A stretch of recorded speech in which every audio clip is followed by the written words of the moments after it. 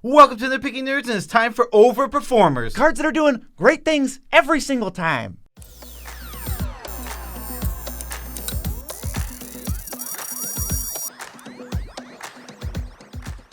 I'm your host, Joe Cherries. I'm your host, BZ, and that makes us the Nitpicking Nerds. We got videos every single day. New videos, in fact, all the time. So if you want to be like Lucas Habany and support us on Patreon, like the people scrolling on screen right now, and Lucas, there's a link in the description for that. They're awesome, and we love them as much as we can without making them uncomfortable. Yes, if you would like to support us indirectly, unlike Patreon, you can use TCG Player. It is a site where you can go and buy all the Magic cards you are going to buy anyway. You go there, buy the cards. As long as you start it with our link, you now support the channel without spending an extra dime, and we get monies. And Dragon Shield is the same thing. There's an EU and US links in the description. This is a stacked description, by the way. So go there and you can buy the best sleeves in the multiverse. Good sleeves. And support the channel at the same time. And if all of our shirts going forward in every video, you're going to see IntoTheAM. And there's a link in the description for those. Go there, get a discount, and support the channel by using that link and get awesome shirts. Channel sponsored by Moxfield. Will you guess the ad? Don't even try.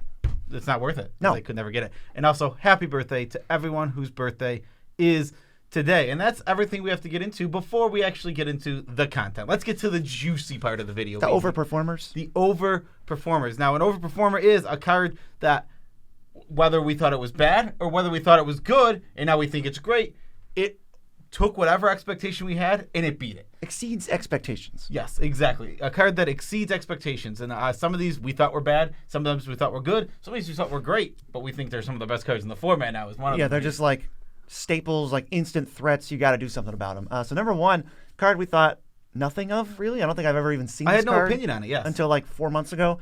Crescendo of War is 3 and a white. And it gets strife counters like all the time. Or whatever they're called. And then all creatures get +1/+0 for each counter on it, and then yours also do on blocking. But what it actually does is you pass the turn, then it untap with it, and it has 4 counters on it, and your creatures have +4/+0, and you just kill somebody. This card only ever pumps power, so what it'll let you do is it'll let you trade off aggressively when things come at you, because you'll have a 1/1, say there's 3 strife counters on it, your 1/1 has 4 power, they're 4/4s, which, yeah, they'll have pump power when attacking you, but they'll still just trade with you. Other players won't be able to do that, making things a lot more awkward. Yeah, this card's like really chaotic. If you can't control it and you're not the person with the most creatures in play, you probably just don't even want to play this on the board.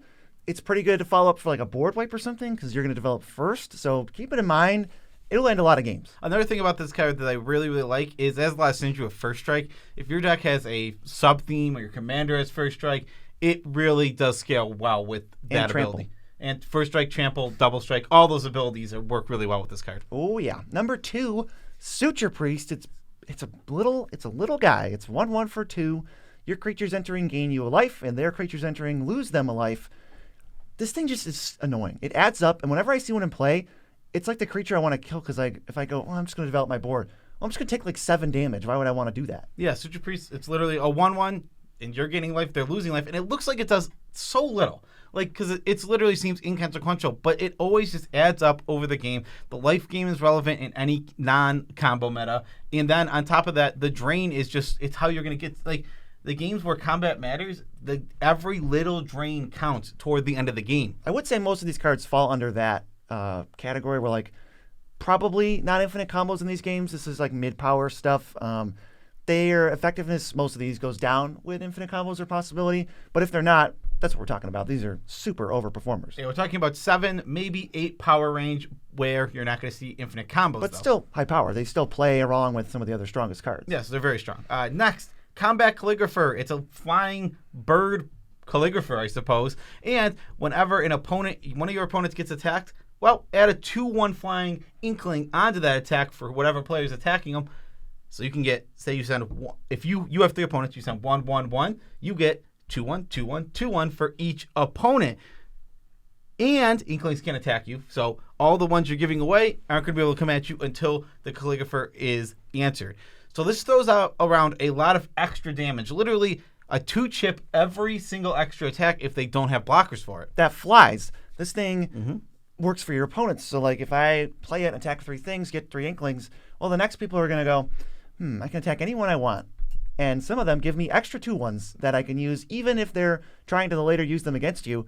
They should still be making them. They can just keep them And when they kill the calligrapher, use them against you. I mean, we're going to have plans for that, but they're still going to be just jamming extra damage at opponents. And the Inklings can then be used to make more Inklings. Yeah, exactly. Now you have an attack with an Inkling. The Inkling makes another Inkling. Super powerful. These are all flyers, like you said, so they're evasive threats. They're not just going to get chump blocked. Like, sometimes the problem with, like, Adeline, obviously an amazing Magic card, no doubt, but sometimes the 1/1s all get eaten up in combat. That's a very common thing.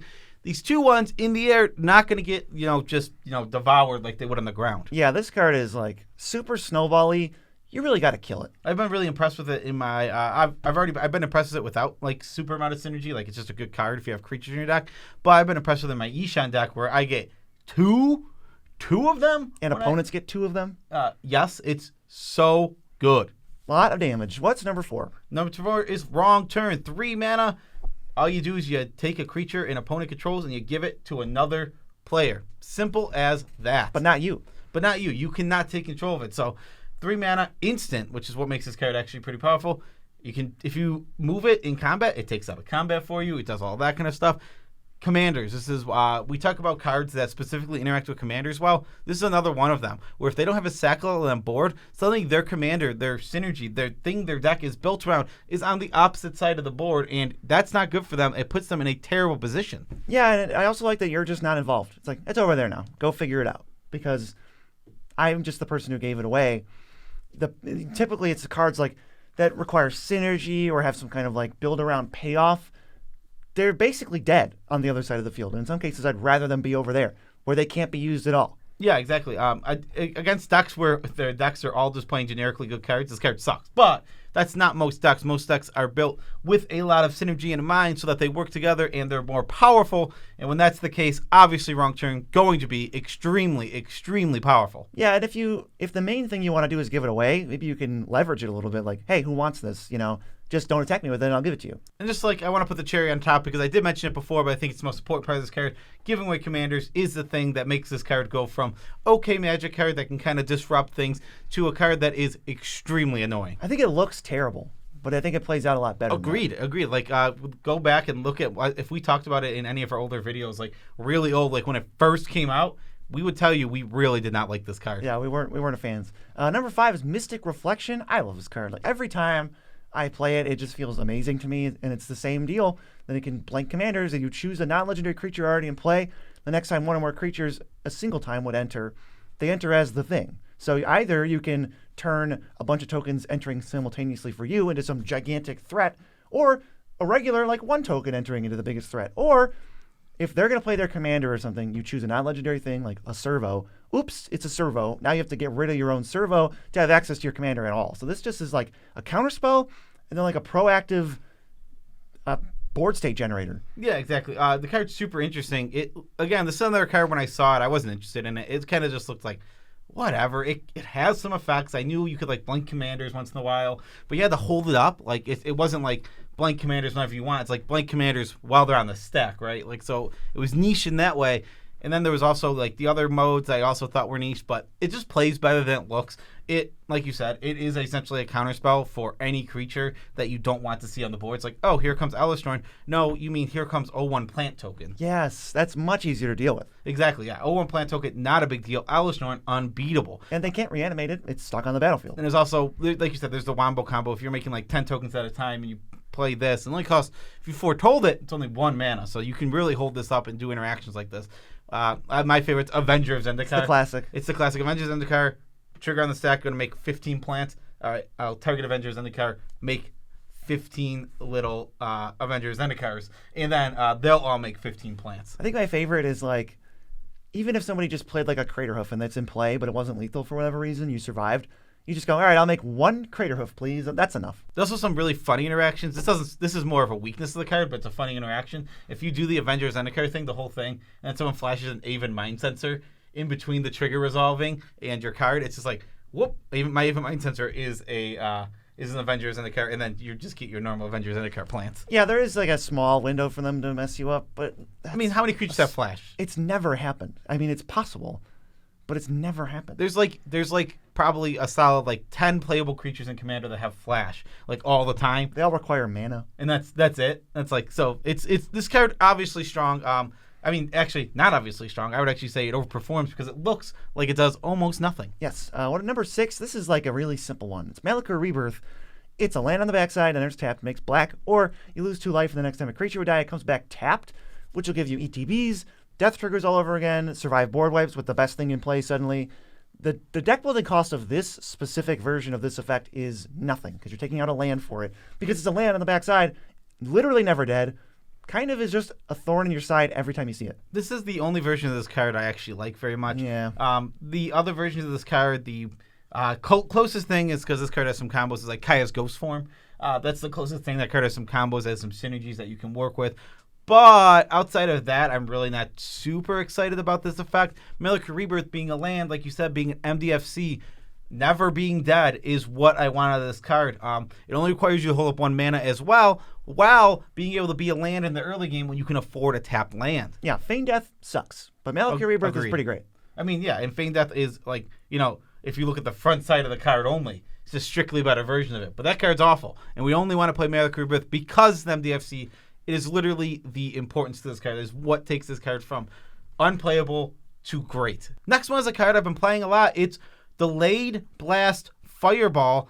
And this one looks pretty meh. It's 1 red, deal 2 to your opponents and all creatures they control. But if you cast from exile, you get to deal 5 to your opponents and each creature they control. So Delayed Blast Fireball has Foretell, meaning you can foretell it and pay its like hefty cost of 6 mana.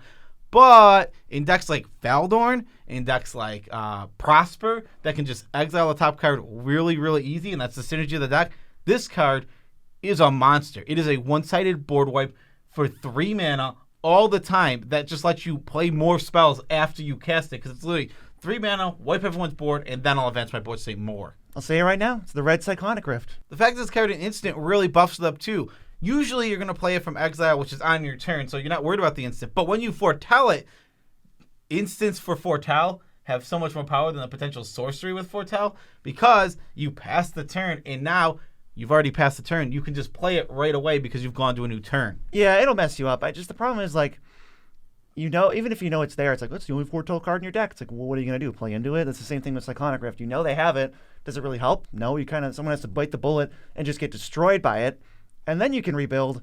But if not, you can just pass the turn and hold everybody hostage over and over. It doesn't hit your things. This card is really good.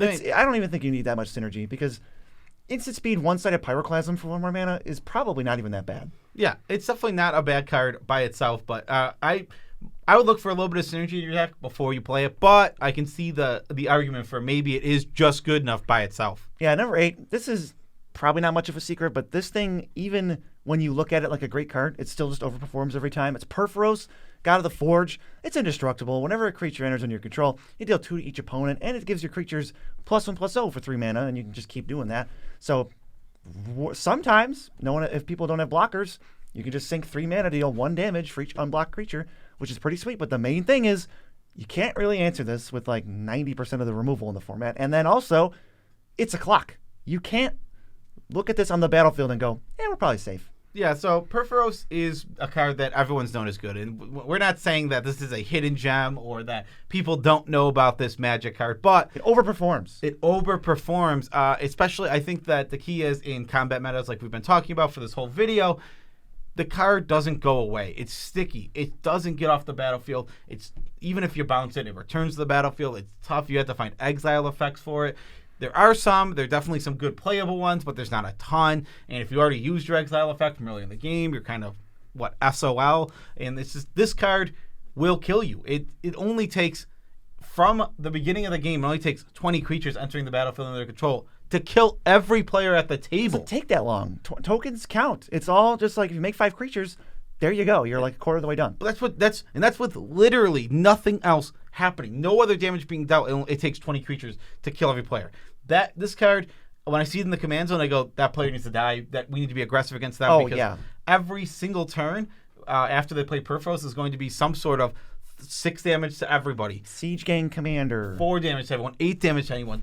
Versions of that over and over and over again until we all die. Perforos, just from this is one where it's like, I thought this was a great card. Now, in non combo metas, I think it's one of the best cards in the format. Yeah, it's just really, really hard to deal with. You got to it's almost like kill the player. If I see a Perforos deck, I'm sorry, but I'm going to kill you over like anything else at the table. Much like Perforos, this next card, I knew it was good. I thought it was great even, but now I think it's the best way to take an extra combat in the entire format, especially when you remove combos from that little equation. And it is Karlash, Fury of Avernus. 5 mana, 5/4. It's got choose a background. That doesn't matter, because what it really says is when you attack, untap all your creatures, they gain first strike, and you get an extra combat after this. Okay, what is going on with this card? It doesn't need to attack itself. It's just asking you to attack. So the first turn you play it, the ability essentially has haste, because you're going to get it right away. And then, if this card's unanswered, you get an extra combat the turn after, and the turn after, and the turn after. Yes, I think for me it's in the top 2-ish. Aurelia, the War Leader, also up there because it gives you one right away. And then we're not really talking about like Aggravated Assault combos, Combat Celebrate combos, or like Helm of the Host combos. Outside of combos, this thing is like the best way, if not second best way, to give your things an extra combat, which is weird because it just looks like it's a background commander, and they tone those down. They tone those way down. Yeah, but this one is just a good card by itself. It's an amazing Magic card, and like I think this is better than Aurelia because you're in, especially when moving combos. Just mono red. Because it's mono red. Easier to cast. It's easier to cast. It goes in more decks, and yeah, Aurelia, Combat Celebrate, and Aggravated Assault, all great cards. But what really takes those cards to the next level is the fact that you get to combo with those cards. This card doesn't need the combos. It's just the best way to generically take an extra combat for the sake of combat. And it modifies combat. It gives your things first strike. What is that? I don't know. It doesn't even need that. This card, I would be hyping up this card just as much right now if it didn't do that. The first strike doesn't even matter. It is gravy, but it is really strong gravy. Really strong gravy. This next one has been around for quite a while, and on the script it looks like it's a legendary creature. It's Kessig Cage Breakers. 4 and a green for a 3/4, and when it attacks, you get a 2/2 wolf tapped and attacking for each creature in your graveyard. That's like really easy to break. If we're self-milling, if we're blitzing creatures perhaps, if we've got a bunch of stuff going to the graveyard, this thing is like a clunky little 3/4, but if you give it haste or it survives turn, here's 20 power that doesn't go away and is attacking you right now. Here's 40 power. I think you got to find the right deck. I think this is a niche card where you're not going to put it in all these decks. Currently, where we've seen it overperform is what is his name? Henzi Toolbox Tour deck, where it's all blitz. My graveyard gets filled up, and I can give this thing haste. I think it wants haste. When you can give it haste reliably, and your creature count is up in the 30 to 50 range, this card gets really strong, really fast, to the point that it is just a finisher by itself in the late game. Even before that, it had been overperforming in our Commander Cube. The green-black archetype for that is a lot of self-mill and stuff, and black has that in general. So this thing definitely has closed out some games in that format. Yeah, exactly. And now the fact is, I built budget Henzi, and I would have never put this. Cage Breakers wouldn't have made a non-budget list if I started there. But like 5 cents. But I started on budget, and I'm like, okay, let's try this on a budget. Overperformed to the point that now I have a non-budget Henzi list, with 50 creatures, and this is one of them. And it probably won you like 25% of your games. It won me, the games that I won, it won me a lot of them with my budget deck, and now I've already won a game with it in my non-budget deck too. There you have it. Now this next one, definitely more of a non-budget card because you're cheating out some big boys with Savala's Stampede. It's 4 green. Each player is going to vote to either have you put a permanent from your hand into play or flip cards from the top of your deck until you get a creature and put that in play. You get all the votes. So if you vote for hand and everybody else votes for hand, that's 4 things from your hand. The big thing about Savala's Stampede is having big dummies in your deck. Big boys. Yes. This can't be the top of your curve. If it's the top of your curve, it stinks. But if it's like the beginning of your top end, like your actual top end, where there's going to be big, huge creatures, this card is so good because not only is it going to cheat things from your hand into play and cheat creatures in the play from your deck, it's going to probably get you a huge mana advantage because of it.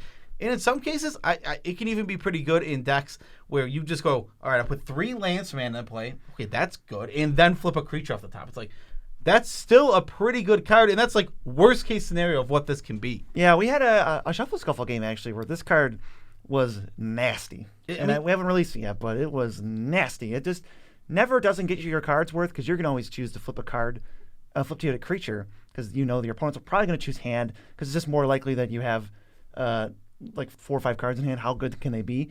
That's usually what kills them. But you flip to the top, which always replaces this card. Yeah, exactly. You get your card back, and then you get mana advantage from the other things.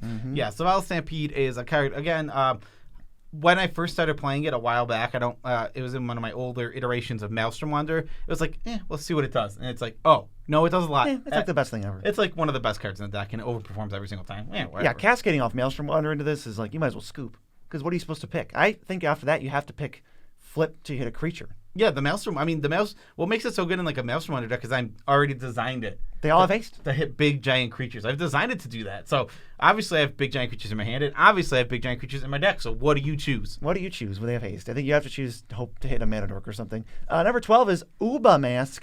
Instead of drawing a card, you impulse draw. And at the end of the turn, that impulse draw is no longer valid. So, you have to play it or lose it. This is one of the hardest cards to get players to actually remember to do. Yeah. We've had games where we're like, okay, so Joe plays Ubermask, and I know that people have trouble remembering. So I'm like, okay, so every time you draw a card, you have to impulse draw instead. And then the next person will just draw a card. I'm like, you're supposed to impulse draw. There was somebody, I can't remember who, and I'm not calling anyone out, but it was just a funny moment. It was. We kept telling them they had the impulse draw, and they kept acknowledging that they had the impulse draw, and they really didn't know what we meant. And it was a miscommunication error. They didn't know what we meant by impulse draw. I think that was it, but it was funny. And then at the end they tried to impulse.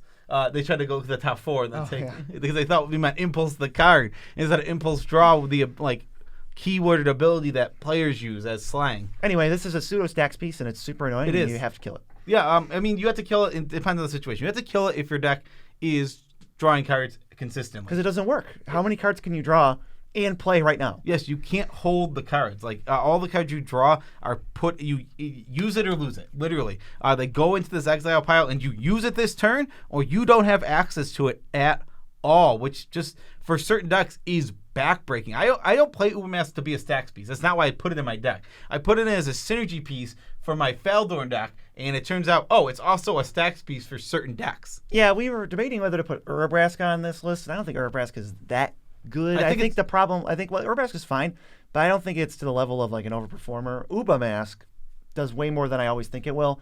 Not always, but it does way more than I initially thought it would. It's just frustrating. Sometimes you can't function until this thing goes away. Yeah, I would put we didn't want to put two, but I would put Urbrask still on this list because Urbrask is a card I would have said is terrible in Commander, and now I think it's pretty good. Is it a coincidence that they're like the same letters? Or a brass uba mask. They're like the same. I wonder if that's how they decided what it would do. No, definitely not. You don't think so? It is slightly possible, but very unlikely. We'll call Dash's gym teacher to think if it's a coincidence or not. This next one's yours. You can go off about it, and I'll just sit it's here. It's just goofy. And look pretty. This card looks like crap, but I always play it, and it's always like, not really any other card would have saved me. It's Warping Whale. It's 1 and a wingding, and you either exile a creature with power toughness 1 or less. Make a 1/1 that attacks for mana, or you counter a sorcery. The counter a sorcery thing for me in non-blue decks, because don't even think about touching this if you have access to blue, actually is a pretty sweet and my favorite counterspell to play in those decks. I don't think the Lapse of Certainty is any good. I think Mana Tide is awful. But I think this is actually playable and will save you. Yeah, this one's interesting. For me, I look at it and I've seen it do good things, but having not played it in a deck, I don't see the stuck in the hand thing that can happen sometimes, which is it's something that it's tough to see if you don't play a card. And I don't build mana bases to necessarily make wingdings. All of mine already do. That's just, you can probably put this in any deck and I'll be able to cast it. Yeah, so Warping Whale, I'm not saying it's bad, and I'm not saying it's an underperformer. I'm not saying BZ's wrong to put on those lists. I'm saying I don't have the experience to tell you it's an overperformer. I think it's tough for it to be dead in your hand, assuming you can cast it, because you can always just cash it in for like a weird Lotus Petal, or just like spot remove some weird small creature. Yeah, but 2-mana Lotus Petal's real bad. But whatever. Well, but if it can't be dead, because it's at least something. It is something. You're right. What do we have? We have 2 more left. They're multicolored. And next is Atheros, the Shroud Veil. 6 mana for basically something that's going to be an enchantment the whole entire game, or an indestructible one, just like Perforos we talked about earlier. And at your end step, you put a coin counter on something, and whenever something with a coin counter is exiled or put into the graveyard, return it to the battlefield under your control. Yeah, as soon as you start to get 1, it's annoying. I mean, if you can answer Atheros, it's great, because then the coin counters don't do anything. But it's hard to answer Atheros, so you're probably just stuck having to grind through like extra creatures, extra Revel Arcs and stuff. It's the gods. I mean, it's the gods that are good are great. I mean, we already know, we've heard it a million times. Everyone's scared of Xenagos because you can't remove it. It's not because Xenagos has the most broken ability ever. Yeah. It's because you can't get it off the battlefield, and it's insane because it's stuck here the whole time. Same thing with Atheros. It's just here accruing value over and over again. It's like you want to wipe it off the board. It's like I want to play my board wipe, but it doesn't actually solve anything because there's 3 coin counters out. So if I cast my board wipe, it doesn't answer the threats. It just moves them over to Jim's side over there. Gives Jim a plague wind. I think not every god, though, is scary. Like original Oketra, the True. I'm not scared of that. I'm not scared of Crewfix, God of Horizons. But certain ones have that oomph text on it that you're just like, oh my god. The good, like I said, it's the good gods are great. Where it's you can't. There's like no middle ground gods. Where it's like whatever. I don't really like. It's kind of okay, but it's like they're either Atheros, Xenagos, Perforos, New Thassa, or they're like New Thassa, or they're like New Perforos. It's like, eh. Yeah, exactly. It's like they're either that. They're amazing, and you can't stop them because they're indestructible, or they don't do anything. Right, they're just like, whatever. There's no in between. And last, but certainly not least, a card that has just been amazing every single time. And people, it's not like another one where it's like, we knew the card was good when it was spoiled. No one was denying it was good, but it's just moved up on our tier list. So it's like, that's that S tier. Really good card. It feels like if it attacks, you lose. Yes, it's Clouth, Unrivaled Ancient, and he makes, when he attacks, you get mana equal to the power of total attackers, any color combination, and it doesn't empty, so now you can't use it on abilities because there'd be a lot of combos with this. I mean, the main reason is the aggravated assault combo that actually we've gone over early in this video. That's the main reason. You can only use it to cast spells. Whatever, we got plenty of spells to cast. Yeah, this thing is just a complete backbreaker. What you do is you put the power on play, and having 20 power in play doesn't even mean you have a good board state. It's just like, okay, there's stuff over there. They got like an 8/8, and they got a couple 2/2s. I'm not scared of that at all. As soon as Clouth hits, if you don't have a removal spell immediately, here's 25 mana. They get to just dump their whole hand or draw cards or bury you in card advantage somehow. Yeah, it's like you think their turn's over. Like it looks like their turn's going to be over. It's like they have 7 mana. They tap out, and you're like, okay, they're going to cast 1 spell. That's not that scary. Oh, it's Clouth. Did you mean get 30 more mana and just dump your whole hand in the battlefield and put yourself in a position where you can't lose now? Yeah, the Clouth is just a messed up card. I'm kind of annoyed by it. It just doesn't seem like... Because what annoys me is that they're like, we thought of everything. You can't combo with aggravated assault. It's like, have you thought that this is like a silly ability? Which I don't even have a problem with. There's nothing wrong with having strong magic cards, and I love when we have strong magic cards in 2 colors because like you don't see Clouth all the time because it's in 2 colors, and that's the main reason. I don't like that little restriction doesn't even mean anything. It'd probably be about as good. Well, no. It doesn't change actually how good it is or how playable it is, but you see it less, and it makes it less annoying because if I'm talking about the no mana on ability. The no mana on that just abilities? like doesn't really feel like it changed anything. Oh, it definitely did. It just says that you can't go infinite. Yeah, which is with this one card, which is way better to not be able to. That's go like infinite. nothing. It isn't. It isn't nothing. It just stops aggravated assault from being an auto including Clouth decks. Yeah, I mean, I agree. I think that's a huge thing. But taking this card to a powerhouse in attacks metas, to a powerhouse in combo metas, is no way it's a powerhouse in combo metas. It still would be very. That's a pretty clunky one. It's not that clunky. I mean, you can already play Clouth as a card that's going to get you a ton of value, and then it just combos too. Clouth's good. Clouth is very good. You know what else is really good? Other overperformers. We've done 2 of these past videos. They've both done pretty well. So if you're someone who hasn't seen them, you might like them. Like this one right here. Peace out, Tribe Scouts. Ba ba ba.